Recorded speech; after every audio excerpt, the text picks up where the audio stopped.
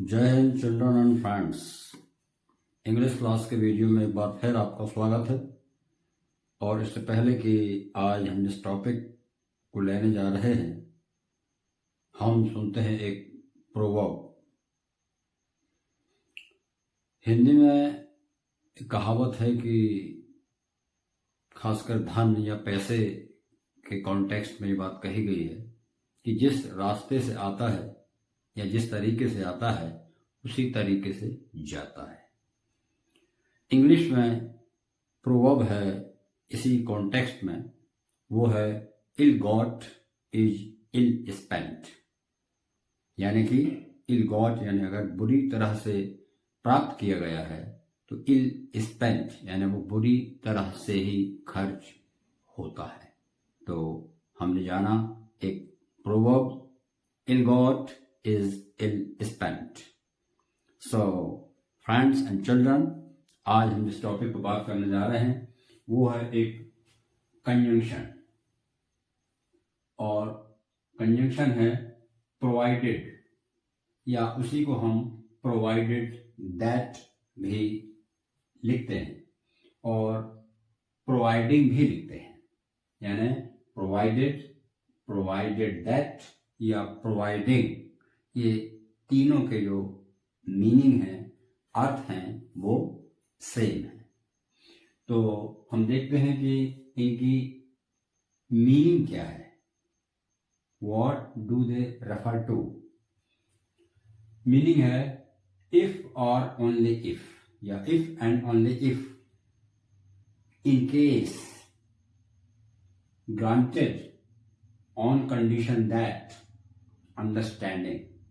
यानी कि ये एक कंडीशन को एक्सप्रेस करता है, जो कि हमारी एडवर्ब क्लॉज ऑफ कंडीशन का एक कंजंक्शन है ये।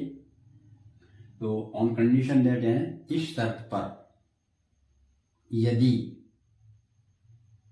यदि ऐसा हुआ, यानी कि कंडीशन को शो करने वाला ये कंजंक्शन है प्रोवाइडेड दैट या प्रोवाइडिंग। और ये उसके सिनोनिम्स हैं इफ और only if, in case, granted, on condition that, understanding, ये इसके सिनोनिम्स हैं। और ये कंडीशन को एक्सप्रेस करते हैं, व्यक्त करते हैं। जैसा कि एडवर्ब क्लास ऑफ के जो 9 काइंड्स हैं, 9 प्रकार हैं, उनमें से एक है एडवर्ब क्लास ऑफ कंडीशन, उसी का ये एक कंजंक्शन है। तो हम देखते हैं कि इसका हम प्रयोग किस प्रकार से करते हैं। यहां पर फर्स्ट एग्जांपल है I can help you provided that you follow my advice. I can help you provided that, यानी कि on condition that, और if या in case, यदि, इस शर्त पर, बशर्ते, ये इसके अर्थ होते हैं। तो I can help you provided that you follow my advice, यानी मैं तुम्हारी हेल्प कर सकता हूं बशर्ते यू फॉलो माई एडवाइस, तुम मेरी सलाह को मानो। तो इस तरह से हमने देखा कि प्रोवाइडेड दैट का हमने यहां पर यूज किया। सेकंड देखते हैं, ये जो सबऑर्डिनेट क्लास है ये यहां पर स्टार्ट में ही आई है। Provided that the weather is fine, provided that the weather is fine, यानी कि बशर्ते, if, on condition that, in case the weather is fine, we will go on picnic, हम पिकनिक पर जाएंगे। यानी कि ये कंडीशन को एक्सप्रेस करती है कि कंडीशन क्या है कि the weather should be fine, weather fine अगर है तो we will go on picnic, हम पिकनिक पर जाएंगे। तो ये हमने देखा सेकंड एग्जाम्पल। थर्ड को देखते हैं, you can get a good job. You can get a good job, तुमको एक अच्छा जॉब मिल सकता है। Provided you can speak English fluently. Provided यानी वही, on condition that, in case, if यदि, या इस शर्त पर या बशर्ते, you can speak English fluently, तुम इंग्लिश फ्लुएंटली बोल सको।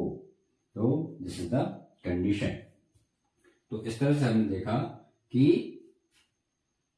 ये प्रोवाइडेड या हम प्रोवाइडेड दैट का यूज कर सकते हैं, इवन प्रोवाइडिंग का भी यूज कर सकते हैं। ये तीनों सेम मीनिंग हमको देती हैं।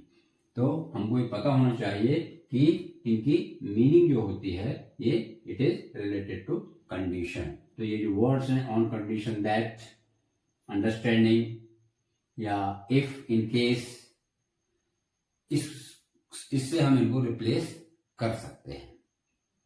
तो ये था एक कंजंक्शन जो कि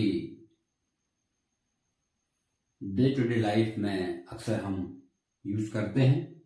और प्रोवाइडेड